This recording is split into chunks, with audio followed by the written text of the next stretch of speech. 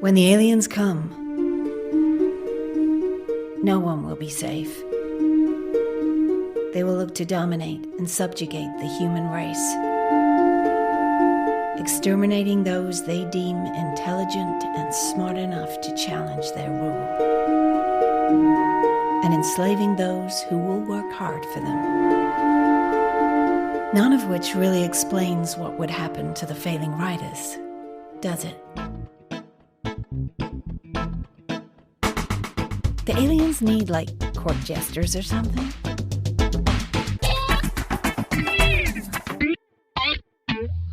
We've got news. Yeah, big news. Big news. The kind of news that isn't like the boring news where everything's bad. No, this is good news. This is the good news. You know the news with all the people doing horrible things and politicians lying about not doing horrible things, even though they probably did do horrible things. This is the opposite, isn't it? This is the antidote. Exact opposite. Next week is the launch of our competition, our annual flash fiction competition. And once again, the kind people at Scrivener have jumped on board with us, and they are sponsoring the competition, which is fantastic. And next episode, we will be giving out the theme and the secret phrase that needs to be incorporated into your flash fiction entry, so you can write a little masterpiece and hopefully clean up with our biggest cash prize ever. Wow. That was big. Oh, man, I made it sound big, but it is big. I mean, it's so big.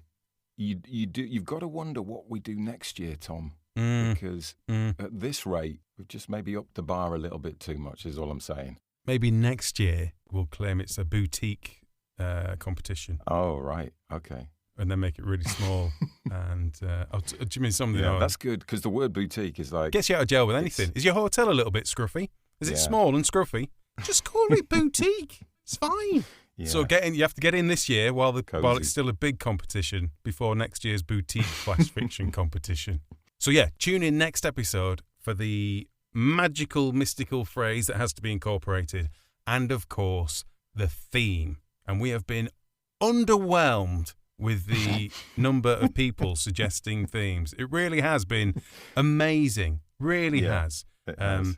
Genuinely incredible. But we'll be choosing a theme from our wheel of themes. I think, have we got a wheel of... We can definitely do that, a full random selectometer. We will be plucking one out. Then how long have people got to write? How long's the competition lasting? About 4 weeks or something to write it? It's about that, Tom. Let's go with that. 4 weeks, It's 3 or 4 weeks. That. And the other reason to listen next episode is that we will be speaking to someone who has very kindly said they will help us judge the competition. Indeed. So we'll have a little chat with them about what they think makes a good flash fiction story.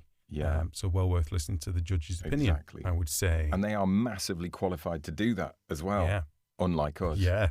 So that would be quite nice to talk to an actual qualified person who's got like an MA in creative writing and is currently doing a PhD and has won loads of flash fiction competitions rather than being kicked out at the first. So enough about next episode's launch of our massive competition with our biggest ever cash prize in association with Scrivener. Let's focus on this week's episode. Who are we talking to this week, John? Well, Tommy, this week our guest needs very little introduction, I feel, personally. Shall we find out who the guest is by going through the magic writing portal and finding out? Should we do that? You could just tell people. Okay, we're going to talk to Patrick Ness. Oh, look, it's Patrick Ness. Hello, Patrick. Thank you so much for joining us, Patrick. Yeah, I think you had a T at the end of my name there. I think you called me Patrick Nest. Is that what it sounded like? Yeah. Well, we could change it if you want. No, whatever you want. It's okay. You like the Nest? It's written there somewhere. It's completely fine. If you care to look, we've been massively blessed, 'cause we get to talk to a special guest who's written so many books, so much fat success. Do you think it would be good? Yes, I think it would be best. Should we shut our bloody pool and have a YA fiction fest? Really bloody sure, 'cause he's one of the best. Chaos walking boo. What a hat trick, yes. So let's go and have a talk to the writer Patrick Ness.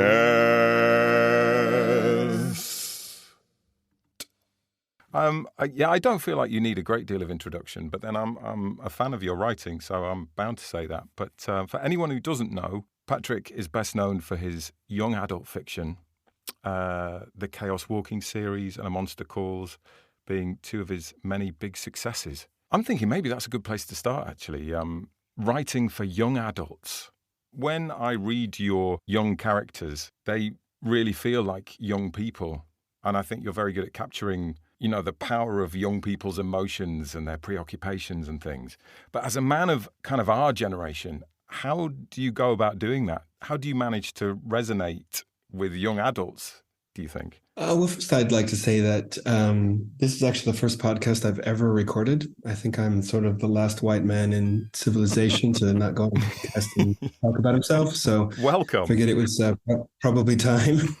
So thank you. So, I assumed this would all be about crypto and wokeness, but okay, we'll talk about writing.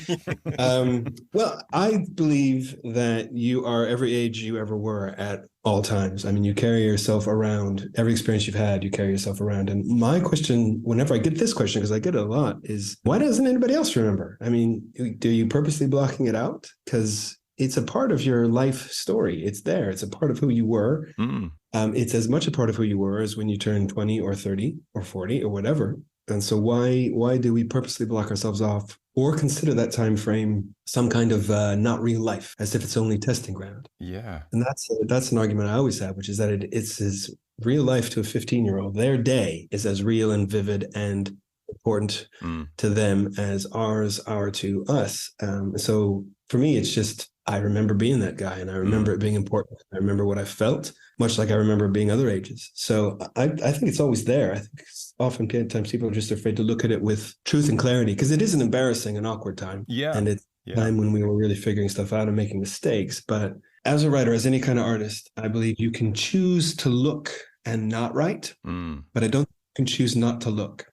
I think you have to choose to see what's there. Yeah. And what you write about it is up to you. And how you write about it is up to you. And the words you use and what you select to portray is up to you. But I don't think you can choose to not look and still be any kind of a good, honest writer. Well, I have a fairly terrible memory, so maybe that's where I go wrong with young adult fiction. I don't believe that at all. I think you remember every single embarrassing thing that ever happened to you. I bet you remember every time you screwed up or said something wrong in class, or a girl made fun of you, or I bet you remember all of those. I think I probably have consciously tried to block it out, though, a little bit. Or when someone pooed in your bag. That sounds very particular. Thanks for bringing that up, Tom. That's a really delicate little bit of my life, that. It is, yeah. Can't believe you said that. I thought it just came to me. See, I remember, yeah. No, I think it's true, though. I think people try and not try and forget about the childhood, but you're right. They're quite dismissive about the worthiness of it, or that there's a different worth of, it's just kids being stupid. Do you remember? And they're quite dismissive of children around that age, and by default, I guess, dismissive of their own memories. Like you say, that it's just some kind of training ground. It's not real. It's just pretending, isn't it? Getting ready for being an adult. Yeah, which is why I reject the idea. Yeah, no, I massively agree with that. I have very, very strong memories and feelings of how I felt about situations when I was a kid, and do reflect those onto my kids in the same situation. Whereas I think for adults, it's very easy to say, well, it's just silly. How could you get upset about that? It's such a silly thing to get upset about. But if you actually delve back into your own childhood, you remember that at the time it was important. Just to agree with you, Patrick. Sorry, it's kind of your interview. Yeah.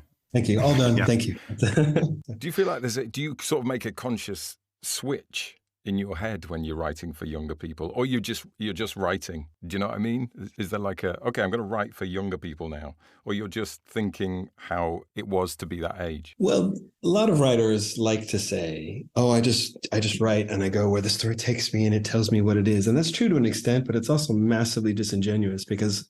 I'm under contract to like a YA publisher, for example, for a book. And so it's disingenuous to say I'm just going to write any old thing and however it turns out. But it is true to an extent. I always think something really important to me when I write is the voice of the story. And even if it's, third person past tense, that's still a voice. Yeah. And so if I'm listening to a story, I can think, yeah, that does feel for younger people or for older, because I do write books for both. So it is a way the story tells it to you, but it's disingenuous to pretend that we're all just, artists embarking on unknown journeys to start out with, and we're just lucky where they end up. So I don't think that's true, but an idea will feel right. I was writing Knife of Never Letting Go, the first book in the Chaos Walking trilogy, and I started it out as an adult novel. I wanted to write something in voice, in very particular voice, in sort of vernacular. And the first thing you find out when you write in vernacular is that it is way more fun to write than it ever is to read. Reading is a miserable experience. Yeah, it's true. But I kept simplifying and simplifying and simplifying. And there's a book called Ridley Walker by a British writer called Russell Hoban, who passed away a few years ago.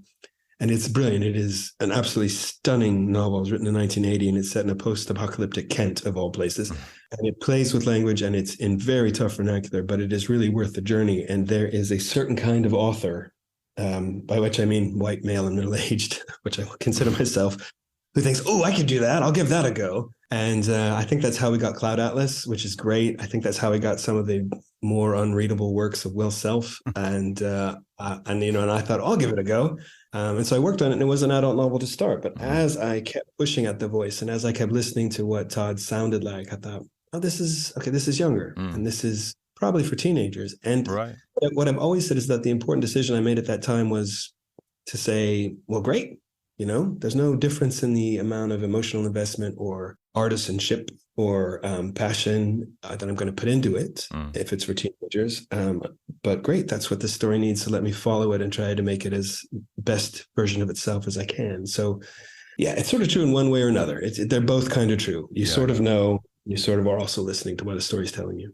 In terms of like the seeds of ideas, Patrick, you're very good at concept. Like, do you always start with a concept rather than a character or a plot device? It really, really, really changes. It really is very different for. Right. I mean, I wish I had some set a map work that I could do. It would be a hell of a lot easier. But no, I mean, sometimes it's a big. Chaos Walking was a big question about how loud the world was getting and how loud it still is. And, it started with the conceptual question of what would you do if you couldn't say no? What if you had to share everything? And what would that be like? And what would that be if you were young? And so it started in a big, serious, conceptual way. But it also started, when I do school talks, I talk about Life of Never Letting Go. And I always say it started with one big, serious idea, which is the information overload idea. And it started with one stupid idea, which is I never liked books about talking dogs because I never thought that they would talk how a dog would actually talk. Because, I mean, if a dog could actually talk, they would talk about food, sex, and poo. And that's all I'm interested in. And that to me is hilarious. And also how much they love you, which is so funny. Yeah. And so Knife of Never Letting Go was two diametrically opposed concepts in seriousness. It was information overload, and it was trying to get a talking dog right. And out came the book. So I wish things were that easy to put together all the time, but they are definitely not. Could you give us the setup of The Knife of Never Letting Go, just so that if people haven't read it, they can get a feel for what it is? Everybody's read it. What are you talking about? It's a massive bestseller. What are you talking about? I think it's fine. It's a boy called Todd who lives in a place where everyone can hear what everyone else is thinking all the time, nonstop, whether you want to or not. It's called the noise. You can see it visually. You hear it. It's a cloud of stuff around everyone, all their thoughts. And we eventually learn that his town has no women in it because they were killed by the virus that caused this noise. And then we find out that that is emphatically not true. And he has to go on the run with a girl that he finds called Viola. So that's the setup. Yeah. It's three big books. It's the only trilogy I'll probably ever write. But when I went in to my publishers, it's one of those stories that I hesitate to tell because it's so rare that I don't want to give people the wrong impression, because it was actually my third book. I'd written 2 adult books before. So that's why this happened. It didn't happen this was not a first novel. I went into my publishers with the first 7 chapters, which was part 1. Yeah.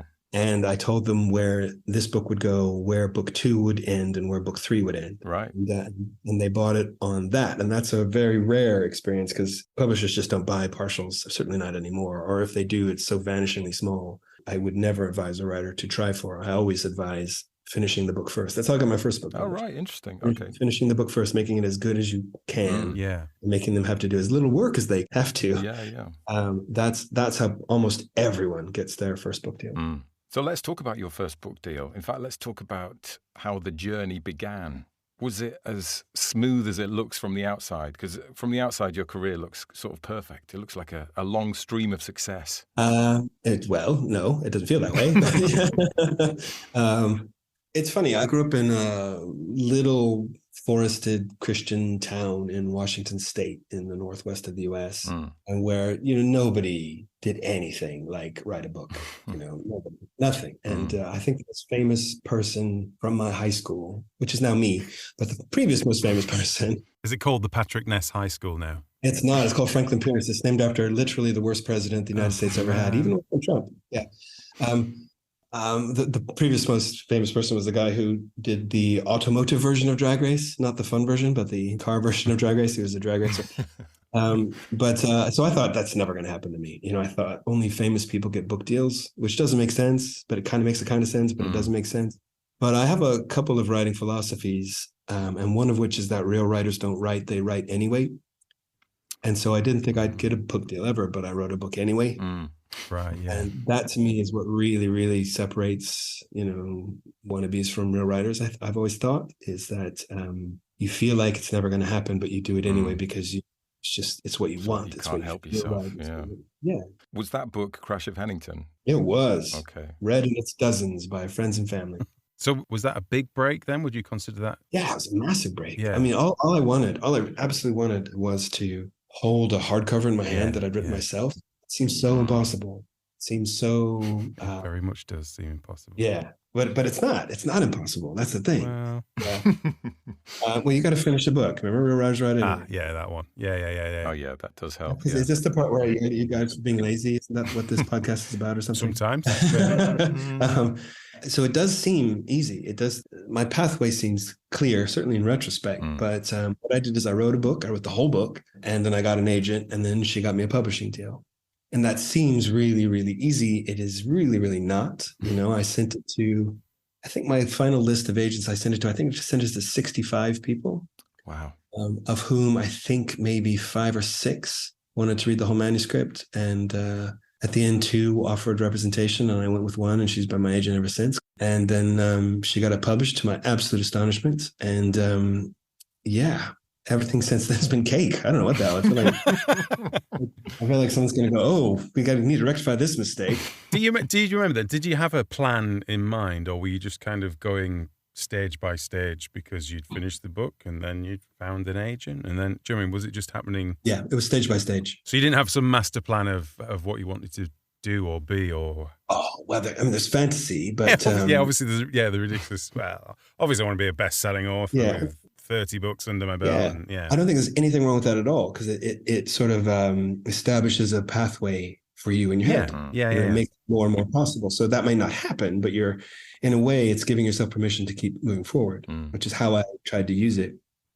But no, I mean, writing a novel is so challenging, and it's such a long process that just my temperament, how I work, and breaking it down into small steps, because I can feel a sense of accomplishment at the completion of each small step.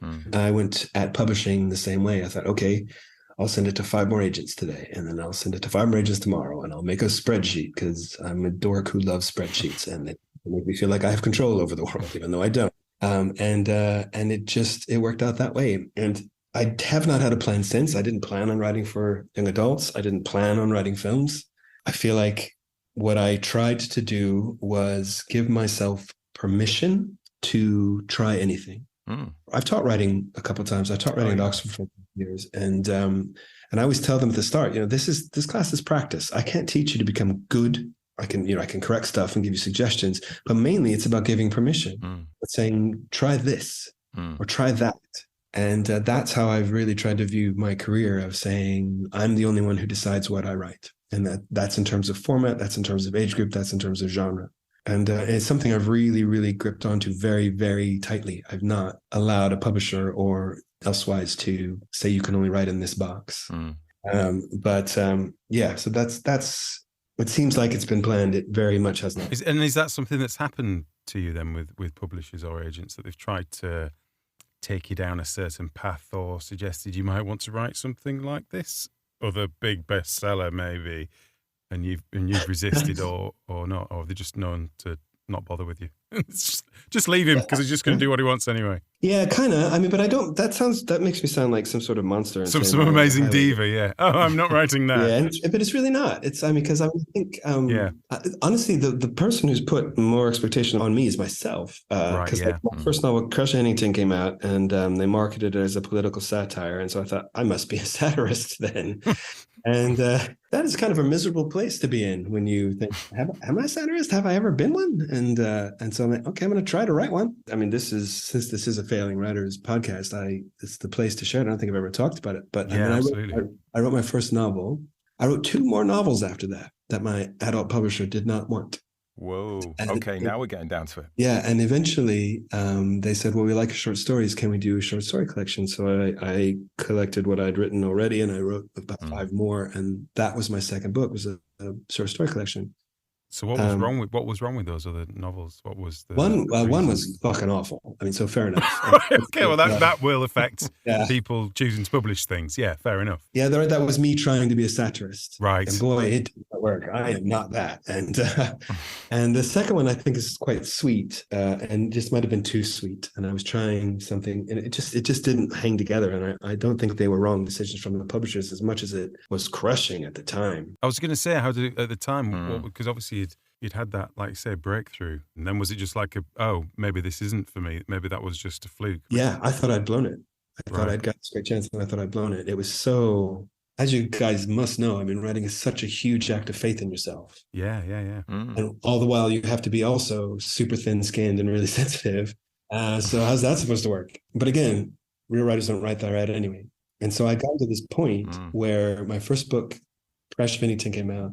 The short story collection came out, and it did pretty well for a short story collection, which is not going to ever set the world on fire, but did pretty well. But then my publisher, which was called Flamingo, was at HarperCollins, and that imprint was closed at HarperCollins, and they folded it into Fourth Estate. And suddenly I didn't have a contract, I didn't have an editor, and I thought, this is it. You know, I've had my shot, and I'm really lucky because it's more than most people have ever had. You know, so just try to be happy with that.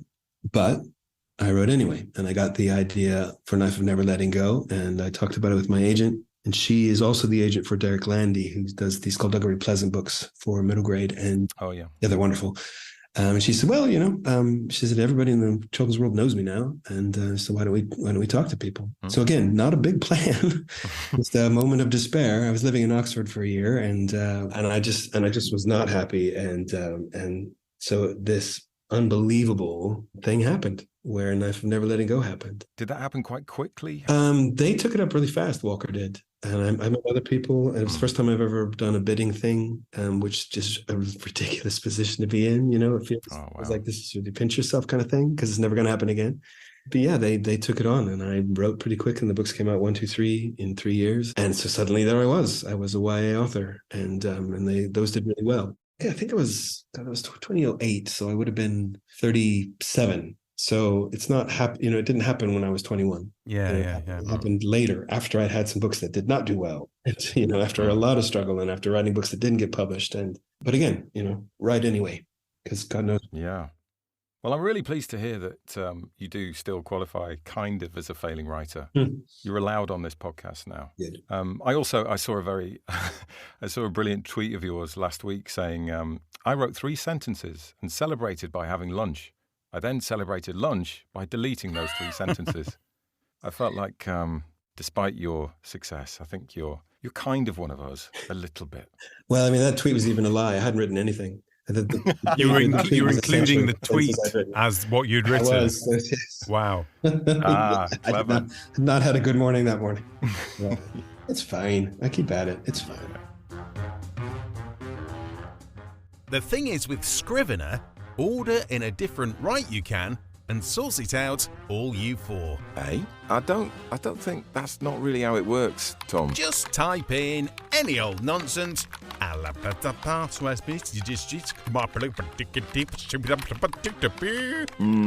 No. And out pops a finished novel. and a finished novel.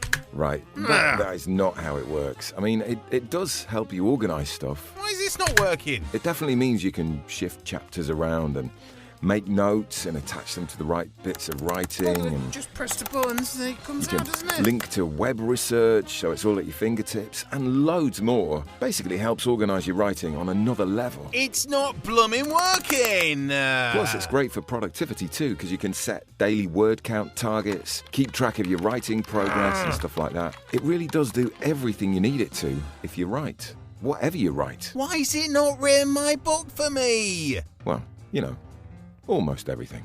Get a 30-day free trial of Scrivener right now at literatureandlatte.com and use the code FAILING to get 20% off when you sign up. Going back to concepts, the first book of yours that I read, Patrick, was The Rest of Us Just Live Here, which is, I love that book. It's about a group of young people, like literally living on the periphery, in that they're sort of out in the sticks, but they're also kind of living on the periphery of a big teen sci-fi fantasy story that's going on, but they're not really involved in it. I love that idea. I think as especially as a teenager, I think life can feel a bit like that, especially with social media. It feels like you're sometimes an extra in someone else's much more interesting story. Yeah. Was that the seed of that novel? It definitely was. It was, what did the people in Buffy's class think? Who were just trying to graduate, and here they blow up again, and it made me laugh. Actually, the whole thing started in even a sillier place, which I was talking to a friend of mine, Gino Dawson, the author Gino Dawson, and we were making fun of hero and heroine names in YA books. Oh, yeah. Because there's a joke in the book that pretty much most of the chosen ones in the book they're all called Finn. There's so many of them called Finn that they have to be numbered. And the heroine is called Satchel, and it's and there's somebody called Wisconsin, and it's and we were just laughing about this, and because it's true. And so I said, why is there never a book about Mike? And so that little throw out joke was like, oh, actually, is there something there? And so I started thinking about the Book of Mike. And I always say to myself that I know an idea is working if other ideas start sticking to it. Yes, yeah. That's dead right, yeah. You need trees after trees after trees to make the forest of a book, and one idea isn't going to cut it. And so I started thinking about this idea about the Book of Mike, and I thought about the chapter headings, because the story of the Chosen One is told just in the chapter headings in a Victorian style. Chapter the first in which, while the other story is happening in the books, I thought about, okay, what else is happening? Who are these people? And I got this idea of something which I thought was funny, because I thought the thing that people don't talk about modern teenagers is that they volunteer a huge amount. They're the largest volunteering demographic. They are, much kinder and more generous of themselves than newspapers give them credit for. So I had this idea of, what if you were part God, but it wasn't anything useful? And you were a teenager who was part God of something ridiculous. And so I had this idea of somebody who was 1/4, because his grandmother was 1/4 God of cats. And I thought, what would you do if you were a teenager who had this ridiculous godhood and cats followed you around and so on?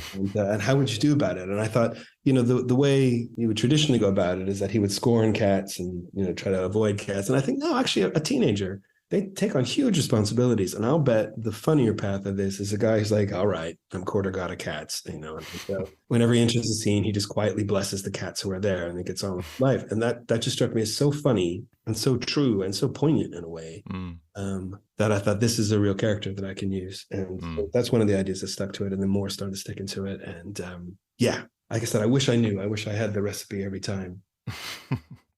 No, I loved it. It was brilliant. I really love that book. I'm really proud of that book.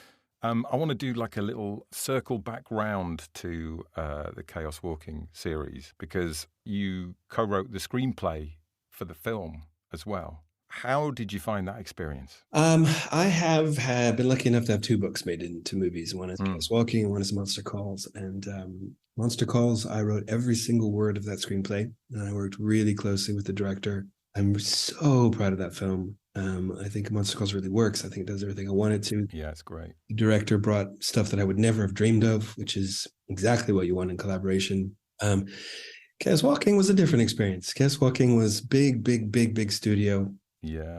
I was one of many writers. I don't think I'm giving any game away by saying that there are 2 writers credited, but there were a lot more people behind the scenes listed. And so let's put it this way, I learned a lot. Yeah. I don't think the final movie is particularly good, and that's disappointing in one way. But I remember I was on a book tour in Germany, and the Kiyosaki movie had been announced, and this girl said, "What if it comes out and it's not good?" And so I said, "Is that what happened to you when they adapted your best-selling book into a $100 million film?"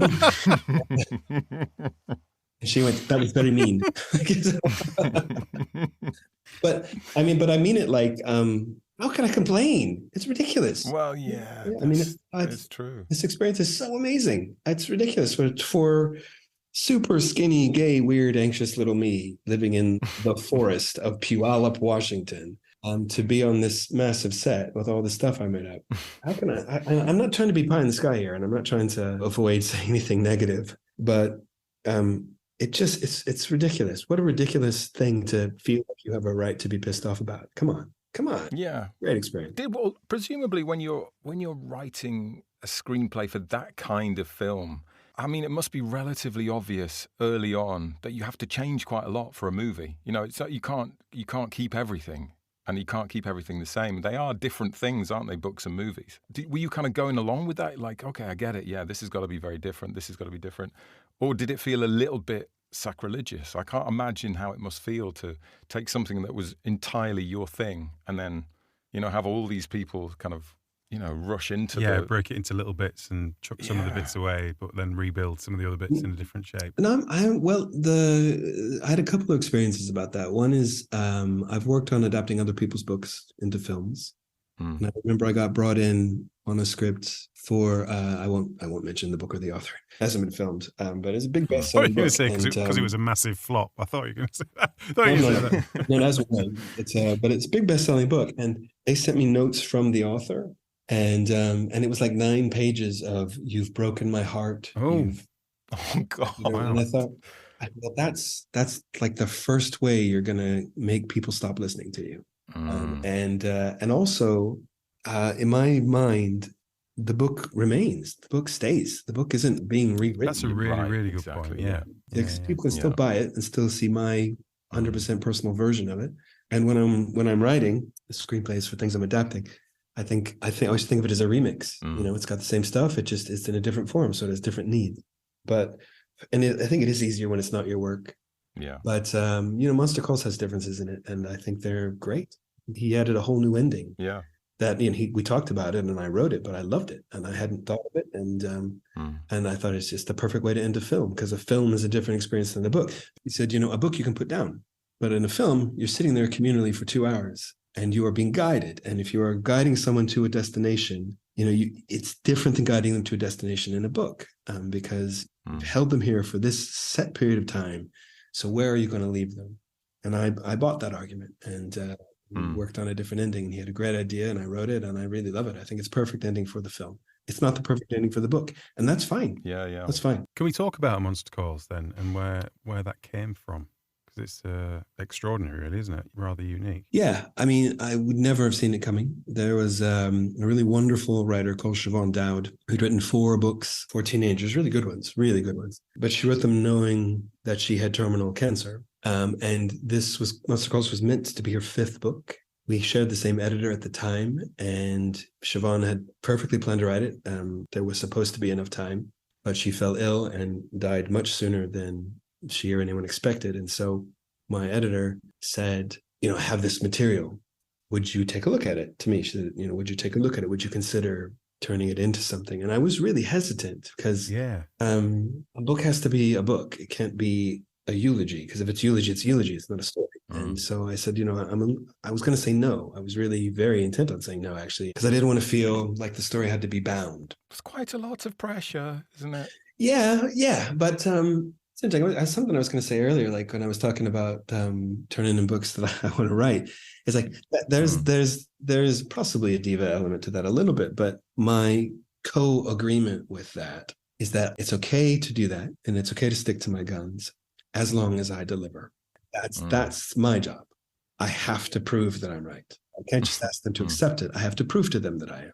And so that's how this felt. The pressure was the same. It was, all right. I said, I read her materials. It was about 1,000 words, and it had this structural idea about the stories. And it had a few of the characters, but not all of them. And while I was reading it, I got this image. And the image was Connor, the lead character, coming out of what I didn't know at the time what it would be. I thought maybe a dream or something, to find that he had destroyed his grandmother's sitting room, including her precious clock. And to me, wherever that image came from, that felt like, oh, this is the book. There's so much power here. There's the transgression. There's all the stuff that as a child, he's not allowed to speak, but he's feeling, and nobody will give him an outlet for.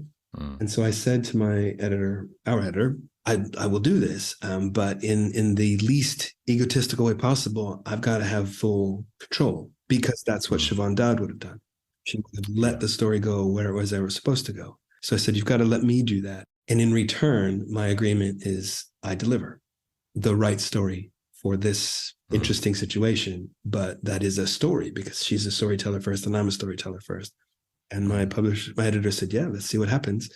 And she expected it to be I expected it to be a short, small illustrated book. I had no idea that it would take off like it did. And we got Jim Kay to illustrate it, who is just magnificent. Yeah. They're beautiful, those pictures. Yeah. So it feels like a collaboration between the three of us. So like when the stage productions happen, a portion of it always still goes to the Siobhan Dowd Trust, which buys books for children.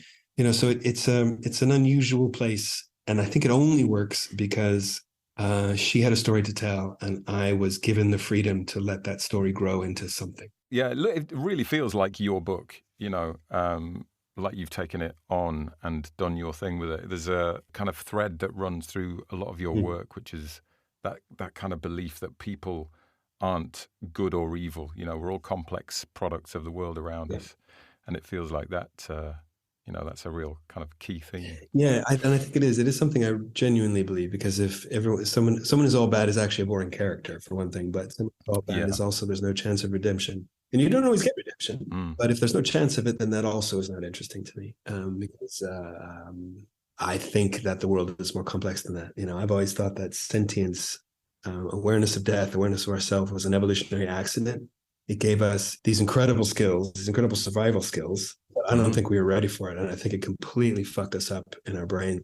As I said, we invented religion to take away our fear of death. And we invented comedy to take away our fear of life. And that's where our big artistic, social, constructs come from.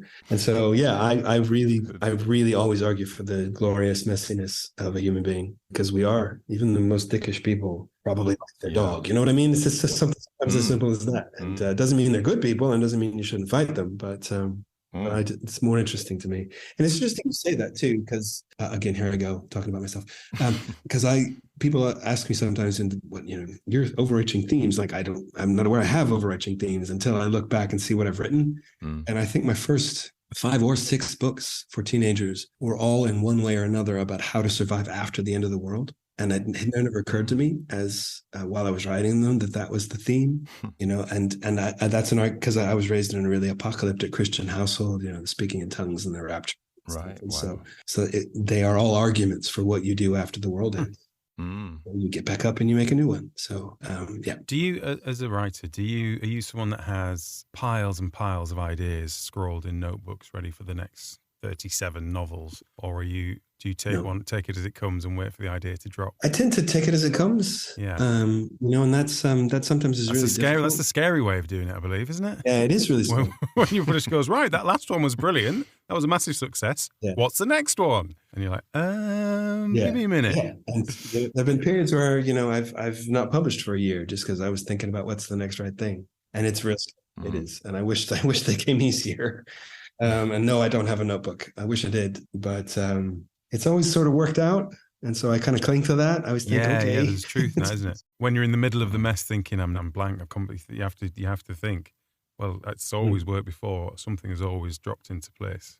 Yeah. Yeah. I mean, I'm working on an adult novel now, and I've had the idea for a long, long time. And I'm finally trying to write it. And it's very, very challenging and going very, very slowly. And so I think I'm hitting about the halfway point, which is always, it's not as liberating as it feels like it should be. Because I'm like, oh, shit, I've got to do this all again, but sometimes it's a sludge, but I feel like as long as I keep moving forward, even at a snail's pace, I'm at least moving forward. What do your first drafts look like? Are they pretty refined, or are they, okay, I'm going to delete that and go back to the start? No, they're a complete mess. They are an absolute disastrous mess. Good to know. Because I go in, as a rule, telling myself nobody's going to read this. And nobody does read my first drafts. Right. And what that does is it gives me the freedom to make mistakes, to change my mind, and experiment a bit. Yeah. And 90% of the time, what happens is I get to the 90% done and go, oh, that's what it's about. And because I'm operating on instinct. And then for a second draft, I go back and make it look like that's what I meant all along. And that's basically novel writing for me. And, So it's a real, like I keep saying act of faith, but it genuinely is. I got to trust my instincts because they've helped me out so far. And that I also have to trust that if I screw something up really badly, I can fix it. So are you outlining a fair amount before you actually kind of kick off writing, or are you got the idea but you're leaving it fairly loose? I definitely don't outline. I know writers who do, and so I'm not saying don't outline if that's your thing, but I really hate them. I feel like I'm doing the hard work of writing a novel, but in the most unpleasant way possible. And so I tend not to outline. But having said that, I tend to have a loose structure in my head. I also tend to have a last line. Oh, wow. Which is, I call it the dismount, because you got to nail it.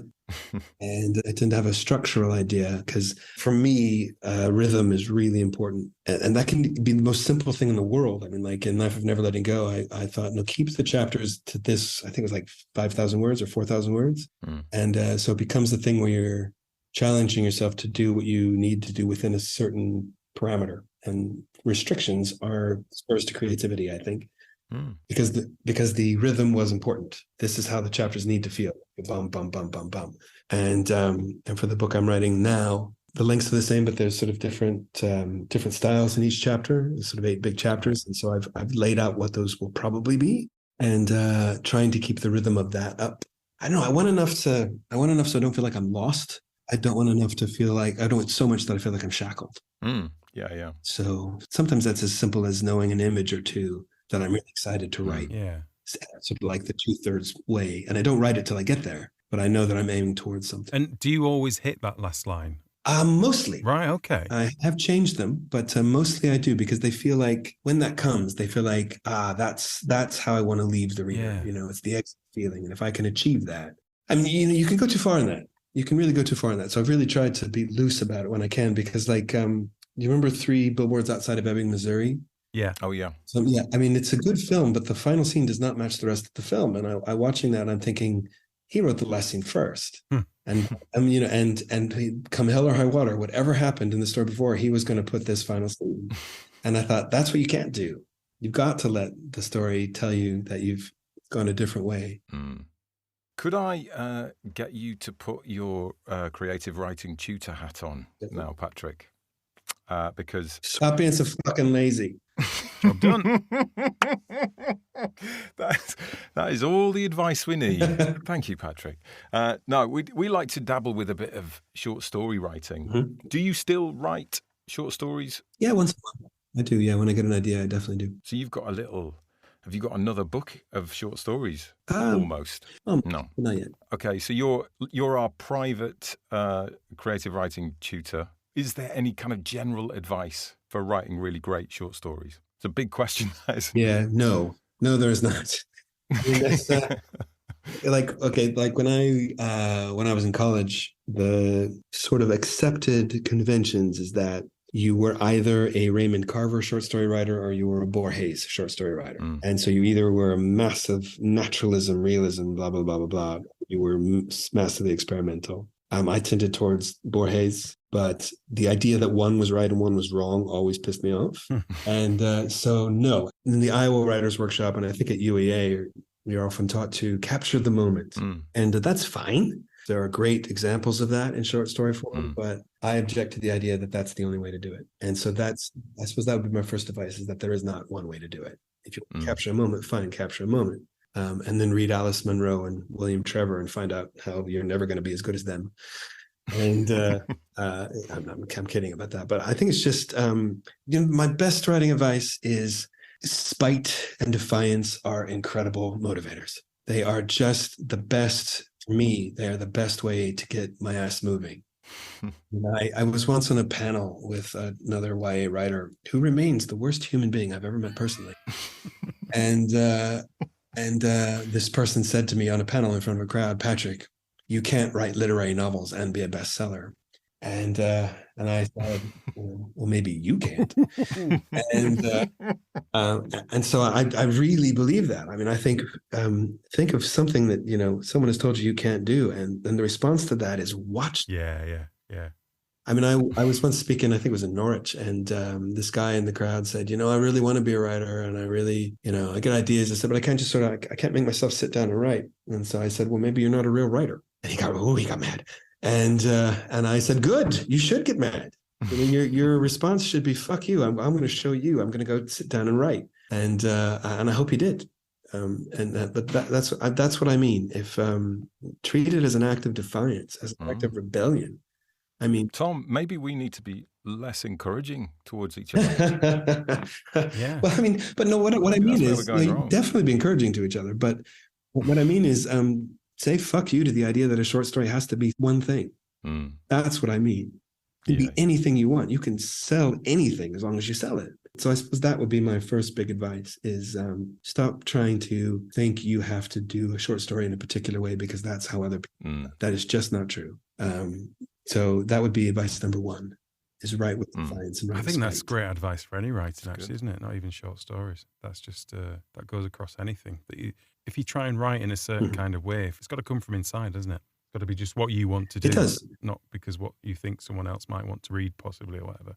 And you look at the books that connect with people. Not all of them are brilliantly written, Yeah. But what I always say is that the books that really, I think, the ones that really connect with people are a writer sitting down and just writing, because this is my other big advice. And this seems vacuous, but if you think it through, I mean it in a very particular way, which is the surest way to both satisfaction and potential success is writing a story you want to read yourself. Because you'll be amazed at how many people still don't. But nobody wanted the first Carrie.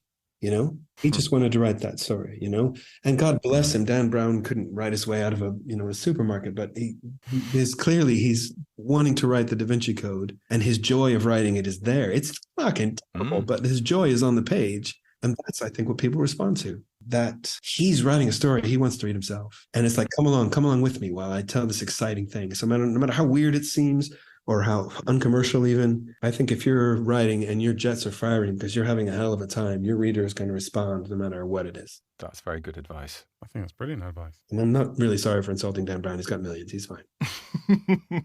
He'll be all right. He'll be fine. So he'll be listening to this and going, "Oh, that's really upset me, that, because I love Patrick's stuff. Why would he say that about my stuff?" I know I believe he said that. That is the sad thing. I mean, I once tweeted something about a really famous person, and then I met them, and I'm like, oh shit.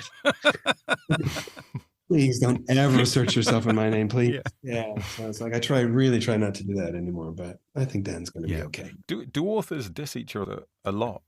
I saw another tweet of yours recently where you were saying that there's been more than one occasion where an author's got a bit drunk and said that you shouldn't have ended The Knife of Never Letting Go the way you did.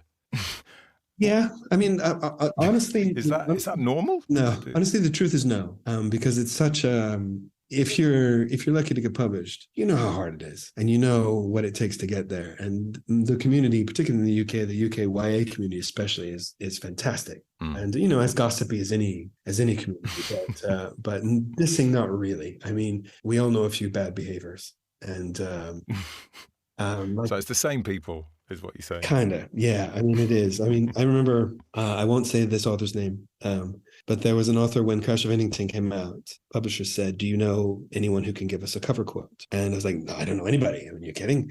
And but I said, "Here's some authors that I like," and I listed them, and one of them was this particular author, and they sent it to this particular author, and he wrote back this lengthy email saying how much he hated the book. Oh, right.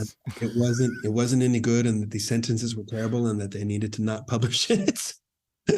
Wow. Did you? And this was a big author at the time. And did that go on the cover or not? Or did you decide not to? I once got that's funny though, because I once got a really bad review from Ursula Le Guin in The Guardian. And I was fine. I was really fine with it because all I could think of was Ursula Le Guin read my book.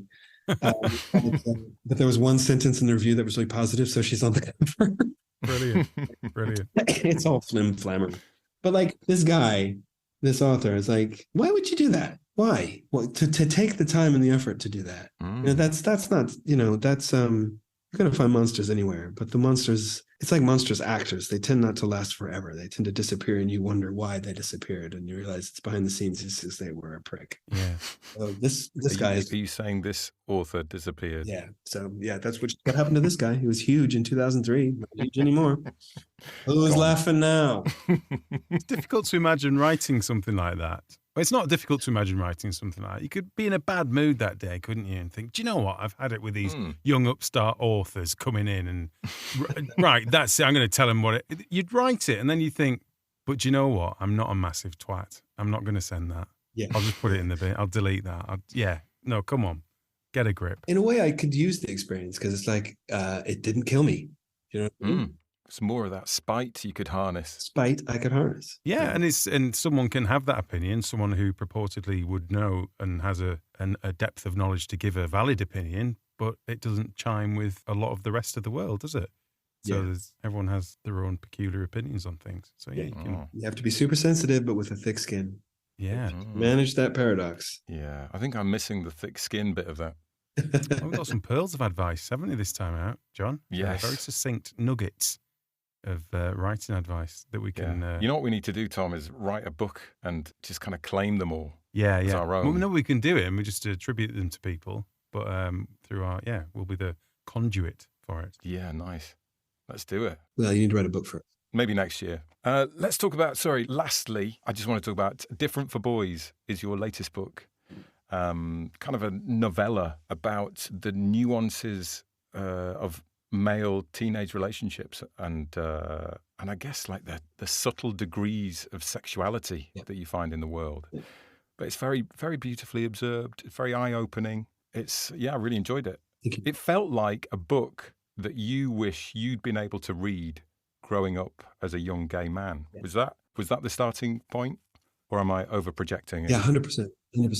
Yeah, I mean that's often the case in when I'm writing for a young person. It's what did I want that I wasn't getting? Right. Yeah. And I said it to a lot of people who write for young adults. It's why there needs to be a lot of different kind of voices telling stories, because I can't tell everybody's story, but I can tell mine. And I can tell mine in a way that hopefully will connect to somebody who's gone through the same things as I have. Not in a therapeutic way, because I tend to resist a little bit about the idea of writing as therapy. I do explore stuff, and I do explore stuff from my own life in it. But therapy is for therapy, because it needs to be a story first. But this was definitely something I would have wanted to talk about. It was part of an anthology first. All right. Called Losing It, which was controversial, or trying for controversy a little bit at the time, I think. And it was about losing your virginity for teenagers. An anthology of different writers writing about that subject. And it's a good anthology. It's really good. This guy called Keith Gray who put it together. He's a really talented writer, and there's lots of like Nova Burgess is in it, and Anne Fine, and lots of really good people. And but it brought up a question that I'd always had, which is we have one single definition of losing your virginity as a society. And it does not apply in all cases, And so what does it mean for a boy who likes boys if he's not going to do that one thing that society says, losing your virginity to a girl in this particular way, then when do you lose it? And what does it mean when you lose it? And what does it mean when you get to decide? And so that's where the idea started. It's I thought, well, how about a guy giving a list of all the things he's done and then saying, but am I still a virgin? And then I thought, well, you can't actually do that because that's far too explicit for the intended readership. But I thought, you could censor it.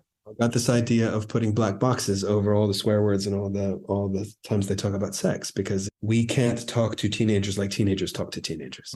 And so that felt like a really fruitful idea. And it sort of grew thematically too, because the characters are aware of these black boxes. They're aware that they're being bleeped out. Yeah. And he says, well, I guess I can't talk about that, even though it's part of my life and I'm experiencing it. So the black boxes became also a way of exploring what the closet is like. Yeah. Behind a black box. What does it mean if you have to live your life behind a black box? And the only liberating thing about the closet is that you can decide what the closet is like. It's still terrible. It's a terrible place to be. But, you can make the rules of what the inside of that closet is like. And so that tension of who you are behind a black box and who you are in real life felt really, really tasty. And it ended up in this story, which is sort of autobiographical, not all of it, not nearly all of it. But I thought, here's a way to talk about censorship, which goes on a lot, which has gotten so much worse in the last year for teenage books. But what the goal is always, always, always, always to tell a human story. All these fun devices are great and they're really fun to write, but if they don't have a human story behind them, they can be hollow. I'm all for experimentation, but Eternal Sunshine of the Spotless Mind is a great film because it's experimental, but because it's also really, really good drama. Yeah. That's my sort of gold standard, what I'm trying to aim for. I can do all these tricks and I can have all these fun stuff, but can the people in it also be real? And can they be funny? Can they be moving? And that's exciting to me when I'm to write. That feels like defiance. Like, I'll show you that you can't do this, kind of thing. So that's where it came from. And the response has been really nice. I'm really pleased about that. It's a nice surprise. Yeah, no, it's great. It's great. Books like that are important because, I always like to see the world through a different set of eyes. But they're also, obviously, they're brilliant for people who feel kind of marginalized and especially young people realize that they're not alone. What they're feeling is normal.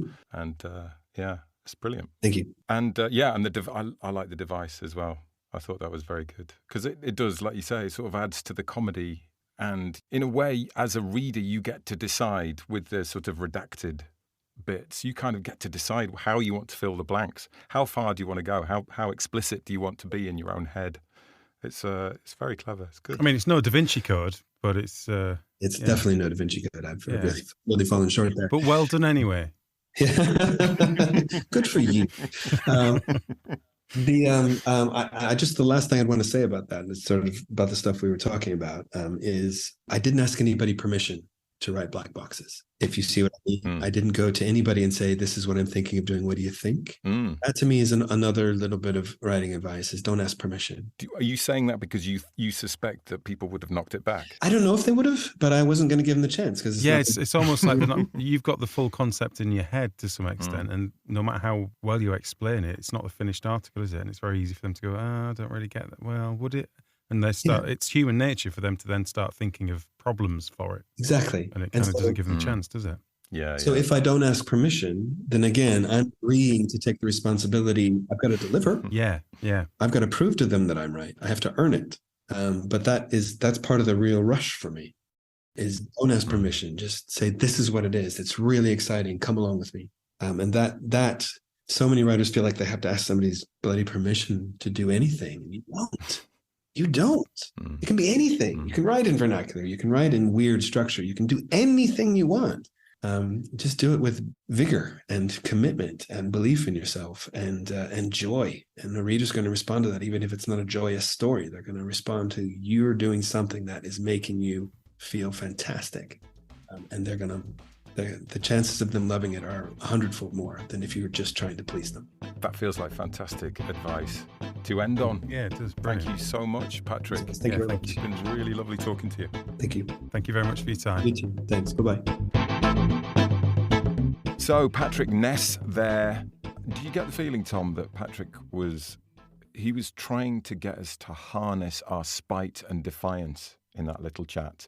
He talked about that being quite a good motivator. Yeah. I got the feeling he was just very gently kind of twisting the knife in order to get us to bloody knuckle down and do some more writing. Yeah. Did you get that sense? Yeah. I did like his advice about which I know, and he said it's dead obvious, but it's brilliant advice about just writing what you need to read, like writing for yourself, like writing something that you want to read rather than trying to please others or second guess what. Or trying to write to a particular style. And we've talked about it loads over the years, haven't we, in the podcast? Yeah. About how you can't kind of try and chase the zeitgeist, and so you just have to enjoy yourself, throw yourself open to look, but enjoy what. And I think he's right when people are enjoying what they're writing, you get taken along with it, even if it's not your kind of thing. No, I agree. A lot of truth in that. Yeah, I feel like he gave us just a little bit of a kick in the nuts, though, at the same time. But we do need that as well, so it's kind of good, isn't it? Yeah. It's interesting.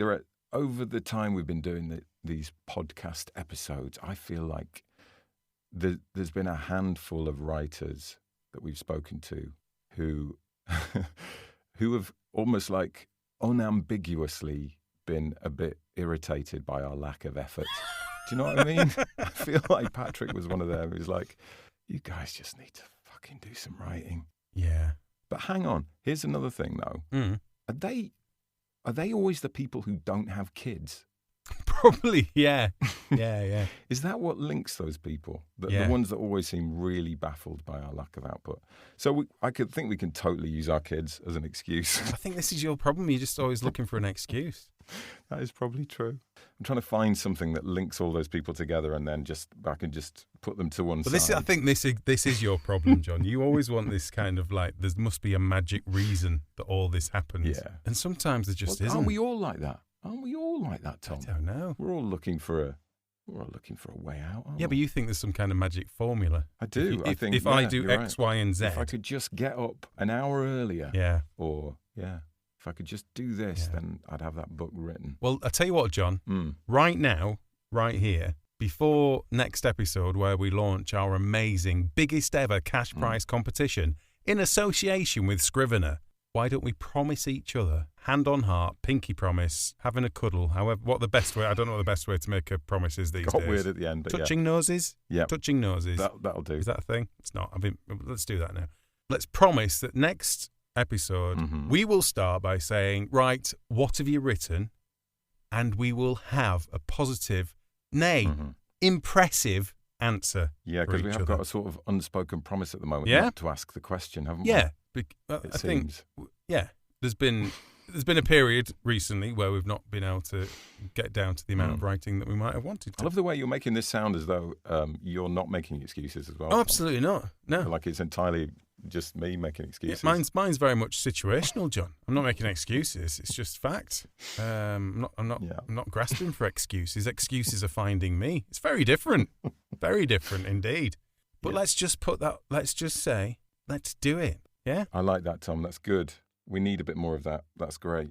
Okay. We're going to rub noses now? So this time, in 2 weeks' time, we will have written, I don't know, what's reasonable, 50,000 words. Yeah? Yeah, perfect. Perfect. 55. Yeah, 55. Something.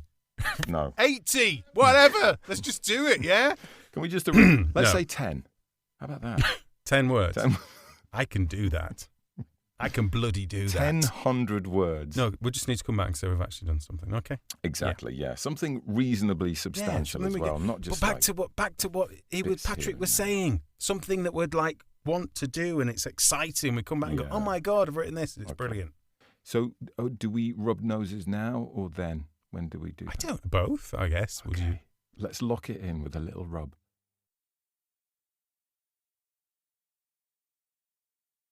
Okay. Right. Good. Onwards. Hey, Tom, you know how we've been doing quite a lot of whinging about no one reviewing us for ages? Yeah. Tell me, because I haven't actually checked for a long time, has that encouraged any of our listeners to actually do that? Send any glowing appraisals of our output? It doesn't appear to have done so, John, no. If we could, we'd be kissing you. Thank you so much for listening to us rambling on with a silly old chat. Gambling on us, we appreciate that. We begged and we tried being subtle. And you know we don't wanna be no trouble. And whilst we thank you just for being you, would it fucking kill you just to leave us a review? Fair enough, John. if you've got a strong opinion about things. We don't mind. Look, even if you don't review us, we love you. And doesn't sound. I mean, that's not. That's what you're saying in your spoken words, John. Your sung words sounded slightly different. Look, I was just playing a character there, Tom. Right. When I sing, I do it in character. Yeah. Right. Okay. I don't even know. I don't even know if it makes any. Does it make any difference to the stats? The pod boffins kind of seem to say that reviews don't really make much of a difference. But I think they do to people finding it and well, that's true. Looking at it and thinking, oh, well, this has got some decent reviews. I'll give that a go. That's true. Keeps us going as well, doesn't it? Yeah. Shall we move on now to our regular feature with an irregular name? Yeah, let's. That's very well put, John. That? You are indeed a wordsmith. I'm a world right, Tom. Oh, sorry, yeah. It's all right. Yeah, that never did catch on that, did it? God, it's early days, man. Yeah. So you know how it works by now. You send us the first 3 chapters of your work in progress, whatever state it's in, and we bring it to life. Yep. If you're whippy and you know it, clap your hands. Yeah. So what we got, how are we following last week's Sapphic fantasy, Tom? Yeah. What have you got for us today? This one is very interesting, actually. It's called Minute Past Midnight from Kalina Holzapfel that sent it in to us. And interesting because this has actually been published by a small publisher that then, I think, went out of business or stretched itself too thin or something like that. So it came back to Kalina in terms of being able to share it with us and what have you. And she's going to self-publish it to get it out there. So it's a story with a bit of a tortured history and in a way fits in with the story itself that has a really fascinating concept at the centre of it, I thought. And it's, without wishing to ruin it for everyone listening before we read it to you, there's, how would you describe it? A boy and his brother, one of whom doesn't really exist, but does sort of is trapped in the mirror, and then is able to swap. Anyway, don't give it away. Let's have a listen. Let's listen to the first bit. Yeah, so it's just I thought it was such a good concept, wasn't it? Like as a thing. It's creepy. Well, yeah. All right. Here's chapter 1, and this is chapter 1 is David, and David's the creepy one stuck in the mirror. Minute Past Midnight by Kalina Holzapfel. Chapter 1. David. I pressed my hand against the cold surface of the mirror. I hate it here. Today's the day I need to leave. Hide your loved ones, 'cause David's coming out for one hell of a joyride. Of course, I waited for them to come to me with their silly little plan to banish me to the spirit world or wherever they think they will send me. Joke's on them. See, I didn't want to do this, but they seriously pissed me off. I heard their footsteps. It's time. I focused my gaze on my father. Showtime. While Daniel was busy spewing useless gibberish, Father grabbed his razor and cut Daniel across the neck. It wasn't lethal. I didn't want him dead. I had much better plans for him. For now, I just needed some of his blood. Dan's next. Their blood pooled together, seeping into the mirror, opening the gate. "You're it!" I cackled as I pulled Danny into his new hell cell. "What are you doing? Let me go!" he screamed. I didn't care. He started screaming as I shut the wardrobe in his face, laughing maniacally. Now that I finally freed myself from that fucking mirror, I had some work to do. Daniel kept hammering his fists against the glass, so I grabbed the mirror and stuffed it into the wardrobe. In doing so, I almost tripped and fell, breaking it as well as myself. I clearly was not used to human movement. I flashed Daniel my best smile and closed the doors to the wardrobe. His shouting was a problem. Our mother ran into the room to see what the ruckus was. She started screaming as her eyes locked onto our dad's corpse on the bathroom tiles. I forgot to close the fucking door. Oh, did I mention? I was butt naked. Luckily for me, Mummy Dearest was stupid enough to run toward her husband. Quietly and slowly to avoid falling and breaking my neck, I made my way over to her and grabbed her head while she was distracted and smashed it against the bathtub. Now, everything in its own time. First, I put on some clothes. I wasn't aware how vulnerable not being covered feels until now. I opened the wardrobe, made a face at Daniel, and grabbed some clothing. They were too big for me, but what can one do? I'd leave the hair for later. It would be easier to explain that than the 2 dead bodies in my bathroom. As I walked barefoot to the kitchen, I noticed how big my feet were. I heard each heavy footstep with a newfound clarity as my ears adjusted to this new world. After selecting a chef's knife, I went back to finish off Mummy. I tied her wrists and ankles so she couldn't run away when she woke up. If they hadn't plotted against me, everything would be completely different, but no. They had to betray me. Now they all get what they deserve. I gently caressed her head as I waited for her to wake up. She looked so peaceful, despite the cracked, bloody eyebrow. Unlike our father, she looked tiny and fragile. I wondered for a split second whether I shouldn't kill her. However, I knew she'd ruin my plans by trying to help her favourite Daniel. So I needed to follow my instincts. I checked her pulse in case I was waiting for nothing and then slapped her so she'd wake up. I was done waiting. She opened her eyes and looked at me in a daze, not realising what was happening at first. Before she had had a chance to fully comprehend what was going on, I stabbed her in the heart and watched the life leave her eyes. I held her over the drain so that her blood conveniently ran right into it. Impatiently, I lifted her by the ankles to speed up the blood loss.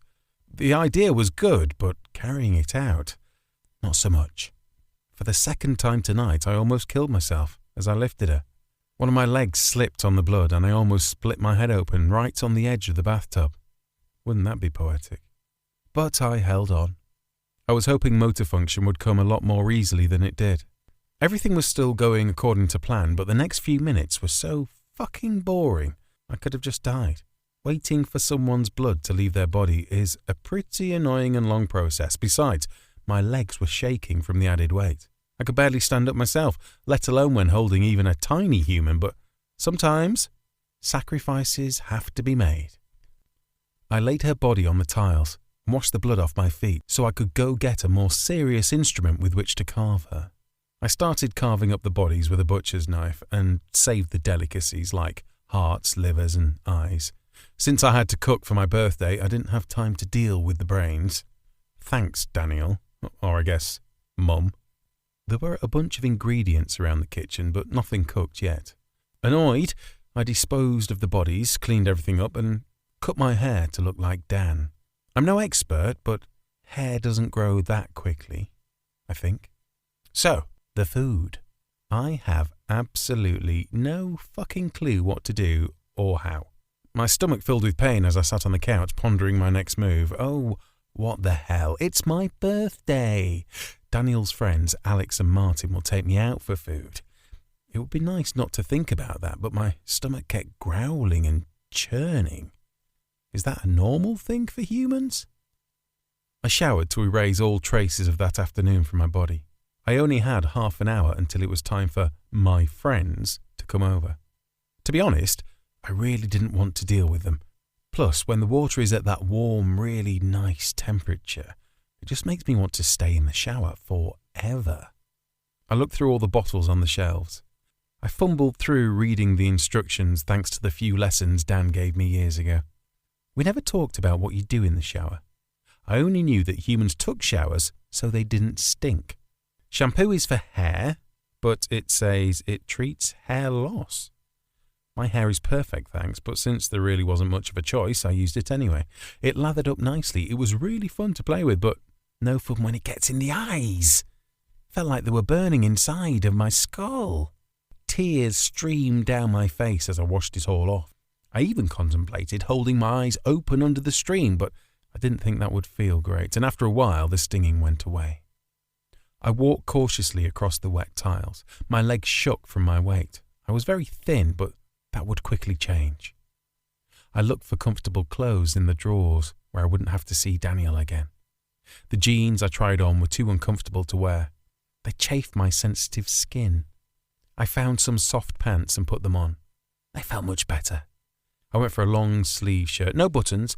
They required movements much too precise for my less than dexterous fingers, so I avoided them. The doorbell rang as I was looking at myself in the mirror. I worried they would know I wasn't Dan. Even if they could, I suspected people wouldn't doubt that I'm my brother. After all, these things don't happen in real life, do they? The second his friends arrived, I thought they already knew I wasn't my brother. They lunged at me and gave me a hug and a near panic attack. I did not enjoy that.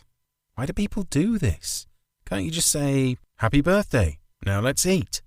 I fumbled awkwardly as I searched for Danny's coat and belongings, while his friends just blabbed away in the entrance area, which was a bit of a cramped space. Alex smelled so bad. Couldn't tell why, though. How rude would it be if I told him about showers? He wasn't unattractive, so that smell baffled me. Alex always kept his hair really short, and his eyes were a confusing colour between green and brown, maybe. His skin looked deliciously bronzed. Meanwhile, Martin was his complete opposite. He smelled really nice and clean, and his curly black hair was quite bouncy today. His eyes seemed to match the colour of his hair, and he was paler, and he always wore those black, thick-rimmed glasses. We were all dressed in a similar fashion, which meant I didn't royally fuck up dressing myself. I seemed to be the tallest of the three, but Alex was a close second.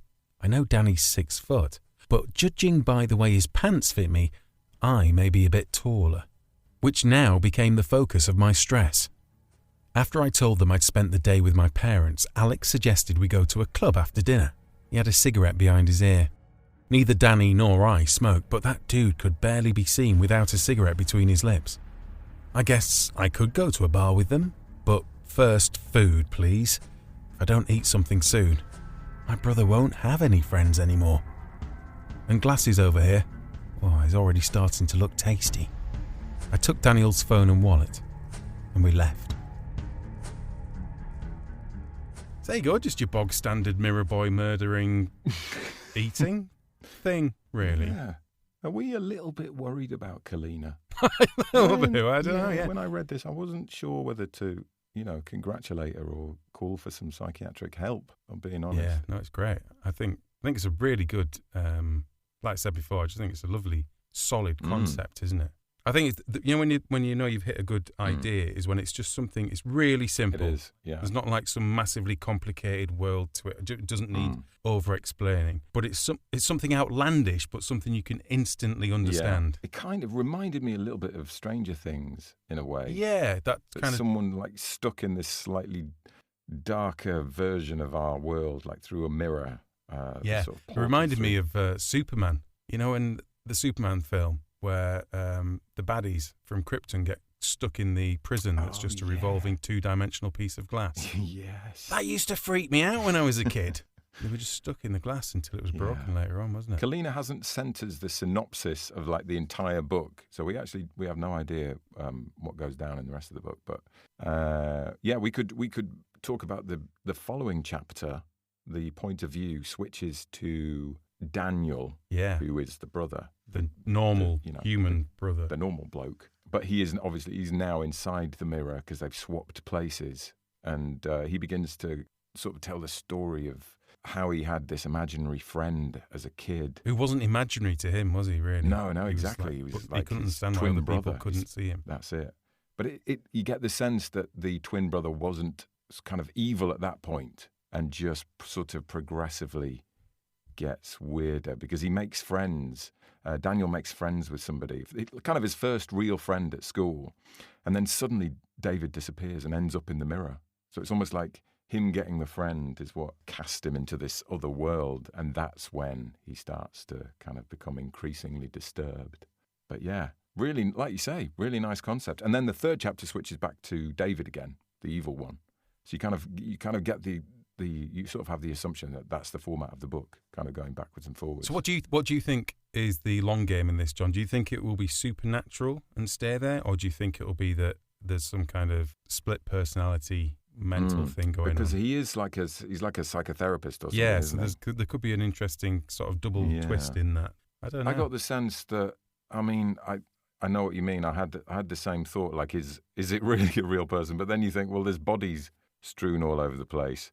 And where is he? If he's in the mirror in the wardrobe, is he just hiding in the? I don't know. But the mirror could just be a metaphor for a dark part of his mind. And he's just shoved himself in the wardrobe. That's how he's expressing it within himself. Yeah, it's possible. So no, but that makes for fascinating. That's great, isn't it? When you're going into the sort of third, fourth chapter of a book and you're trying to join the dots and work it out. That's where you want to be. Exactly. I thought the voice for the characters was good. I especially liked the way she writes for the evil twin, David. Yeah, it's very matter of fact, isn't he? Almost sort of childlike. And I thought that was clever because he hasn't spent very much time in the real world. So he's got almost like an innocent way of speaking. Yeah. Do you know what I mean? Which almost makes it more disturbing because he's speaking in this quite innocent way, but he's also talking about eating people and things. He does like eating people, doesn't he? He does like eating people. I'm starting to wonder with last episode's murdering assassins, and then a few weeks back we had blooming Jocular going around eating people as well. Don't know if we're attracting the wrong kind of crowd, John. You know what I mean? Why aren't people sending us stories about like flowers and butterflies and stuff for us? Where are all those? Yeah, don't know. But no, he's gone a little bit mental. Can you guess my favourite line from the? All right, okay. Tom, I put a little gold star. We might have to bring the fanfare out for this one, Tommy.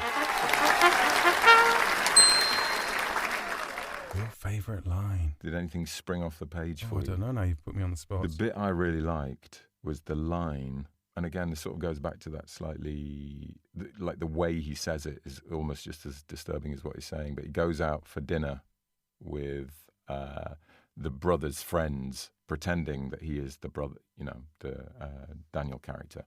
And he says, I was so hungry, I could eat both of my brother's friends right there and then. Luckily for them, we went to a restaurant first, where I ate like a pig. Beef is so much like human meat. Both have the same structure, but humans don't get caught in your teeth as much. I thought that was a really good little line because it just came out of nowhere a little bit. Do you know what I mean? Yeah. There was a lot of inference in that, and it was quite disturbing. And it was also the way it's written again. But I thought that was very good. A cracking line. I tell you what I wasn't so fond of. Oh, go on. John has criticism, shocker. Go on then. Whereas that that was, for me, a gold star moment. Yeah. That was, it wasn't, I was going to say it was implicit in its cannibalism, but actually it's not very implicit at all, but it's sort of subtle, but not actually going there. But the bit where he takes the girl home and kills her, I wasn't so keen on that. I'm not very good with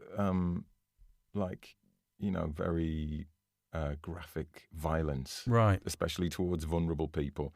And I know that that is sort of horror films. That horror films are basically predicated on that trope. But well, that's good that it made you feel like that, then, isn't it? That's doing its job. Yeah, but I think I prefer it. I don't know. I think when stuff gets very graphic, I think I prefer my horror maybe just more like a creepy hidden threat. Do you know what I mean? Yeah. But cannibalism. Funny, because you weren't saying that about the lesbian sex in last episode. Well, no, I like that out there. Right. Okay. I like that. Just straight on a plate, please. But yeah, it's quite a grim thing, isn't it? Cannibalism.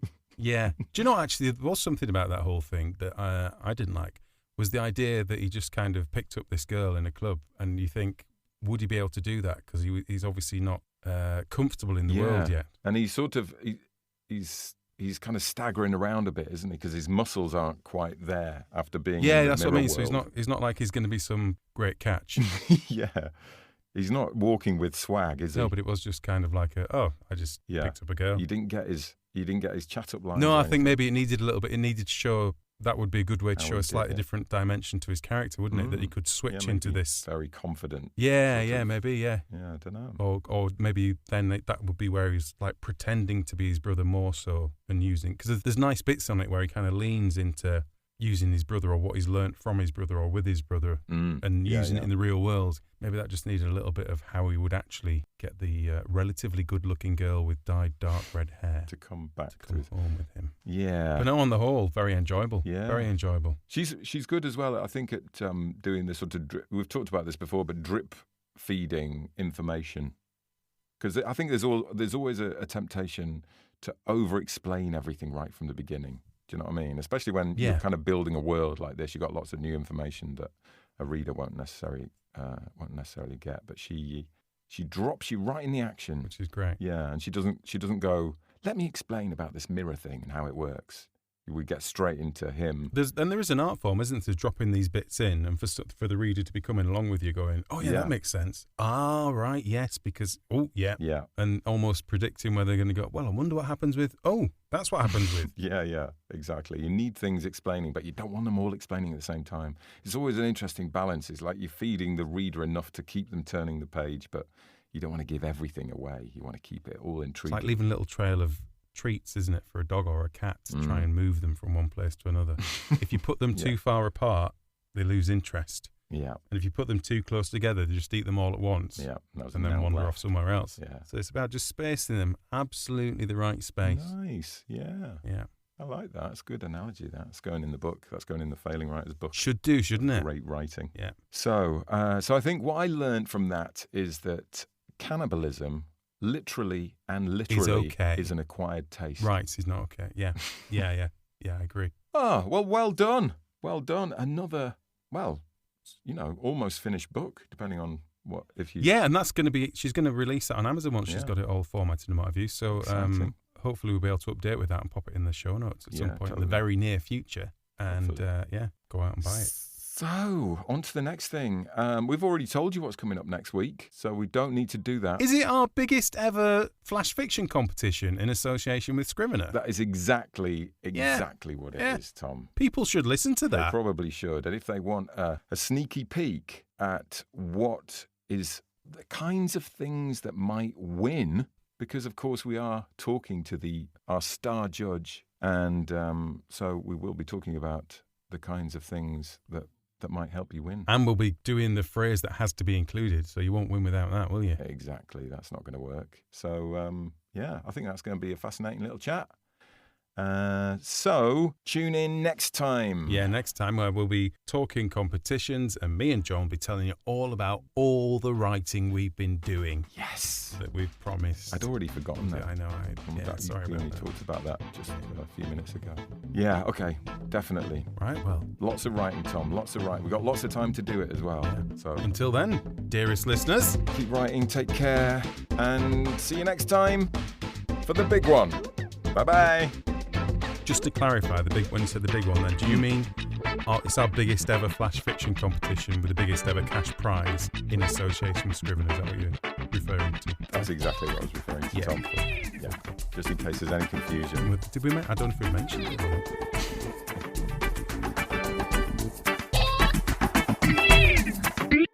Hello. Where's everybody gone?